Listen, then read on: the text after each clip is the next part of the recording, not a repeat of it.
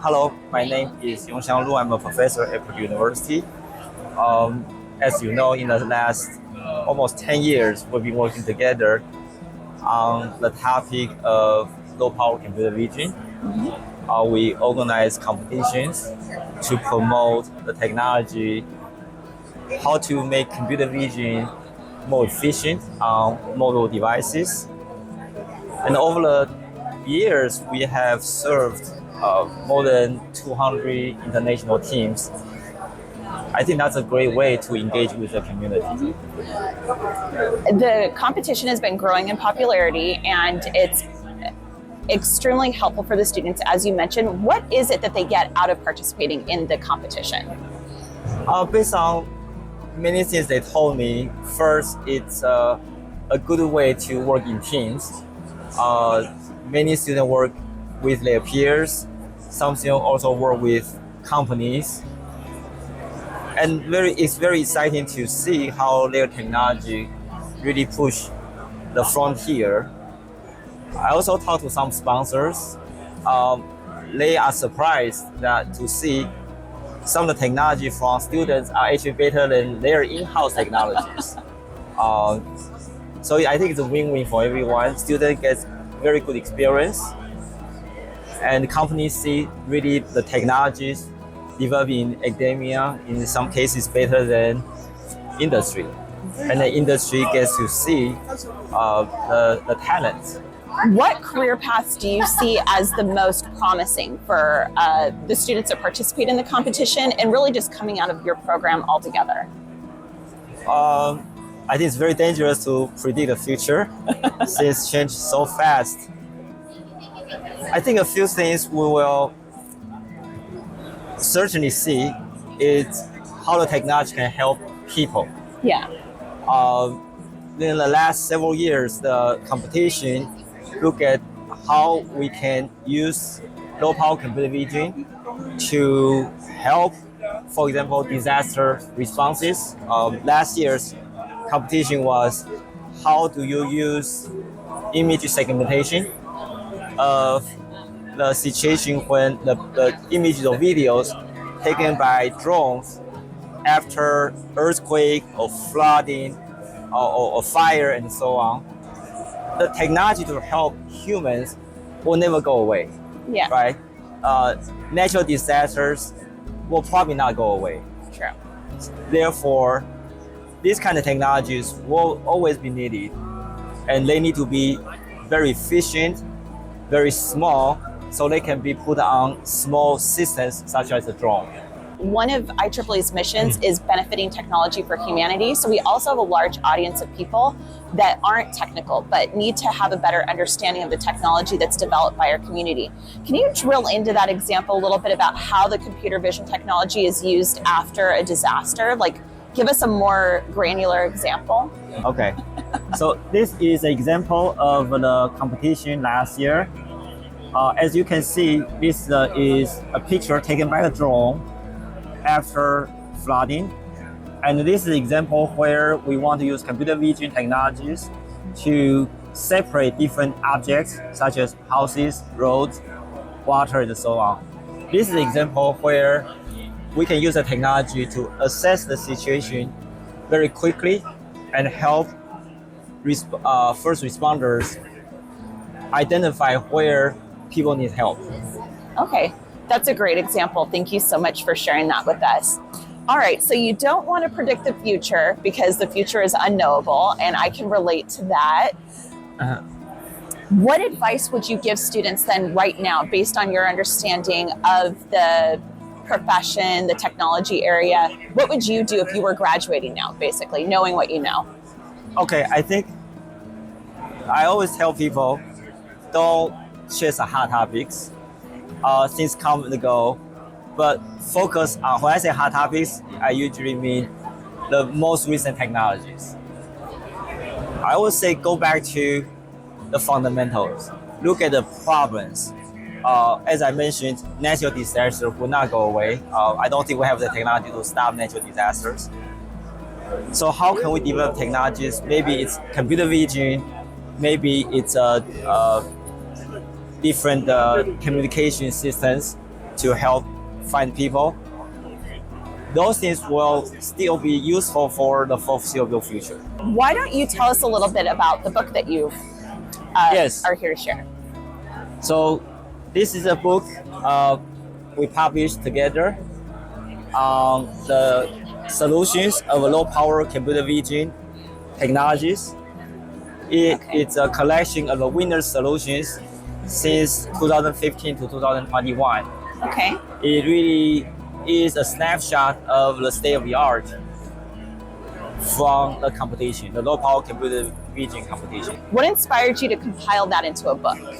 One of the reasons is the difference between a competition and a research paper is the competitions, their solutions have been demonstrated to a third party, in this case, the organizers of the competition. Their solutions actually work in the setup the organizers have created. So I think that differentiates the winner solutions from most papers, because most papers are not validated in a different environment. So the book really is a representation of some of the state-of-the-art methods that have been validated and shown they actually work in this kind of environment. What research are you working on now that you could share with us? Computer vision will not go away. Low power solutions will not go away. We always need low power solutions. So my students are looking at how to further improve low power computer vision. We recently look at the two angles particularly. One is look at some of the hardware characteristics. When you go into a very resource restricted environment, you really need to understand the hardware characteristics, limitations to make your solutions more efficient. So that's one direction we are taking. Okay. Another direction we are taking is to take existing foundation models, and the reason foundation models are very popular is because training models are very expensive. We want to take advantage of the foundation models and make relatively small changes to the models to make them more efficient. Okay. We want to avoid the very expensive training process. Instead, we will use existing foundation models. I think that's also helpful for the whole community because it is difficult to train new models. Instead, most people will use existing foundation models. We are investigating a new approach to make those models more efficient, and I think people can benefit from our approach. Do you ever work with industry Yes. problems, and can you share a little bit about some of those relationships? So I work with industry in several different ways. Some of them are more open-ended, some are more specific. In one particular case is they have a pretty clear problem how they want to reduce the energy consumption of their systems. So we work together to find some solutions, and we end up with papers and patents. Some of my industry partners, they are more open-ended. They want to do research of a more far-reaching. So we primarily work on producing research papers. Okay. And of course, the most important product from the university is the great students. So CVPR is certainly aligned with your research, so it makes sense that you would come and present here. When you come to a conference like this, in addition to presenting, what do you hope to take away from it? Attending a conference has many advantages. One is to meet great people, to learn what they are doing. Also, I really like the exhibition of a CVPR, learn what the companies are doing, understand what's the recent trend, and also the problems they are solving. What's your best memory from a CVPR conference? So many. I think really meeting great people is the best part. I remember we started a workshop on low power computer vision, and then it grows really fast, and just so many people are excited, and they see the need of this kind of technology. I think it's the best part. Okay. Thank you for sharing that. So in addition to being involved with CVPR, you're very involved with the IEEE Computer Society, and you've been running the low power computer vision contest. What inspires you to volunteer? As I go through my career, I got a lot of help from many different people, including the professional society, like computer society. So I think volunteering is a great way to contribute my time as well as my knowledge, and in particular help younger people like students and also some people in industry to see the direction. So what is your personal approach to career development? I think it will be good to know a lot of things, such as come to a conference. We can stay home and read papers, but when we go to a conference, we get opportunity to really hear things we usually don't pay attention to, learn new topics. I think that helps us put the research problems we are working on into context, so we understand what's a potential impact in the future. Okay. My suggestion to students is you do want to focus on a few things, but at the same time, open your mind to see many other things happening around what you are doing. Because technology changes fast, it's very hard to predict. It's better to know a little bit about many things. So there are other actions, concrete actions, in addition to volunteering, in addition to coming to conferences, that you use for career development. Could you elaborate a little bit on what those other elements are? Research is very different from classroom. I think many young researchers do not appreciate that huge difference. I'll give you one example.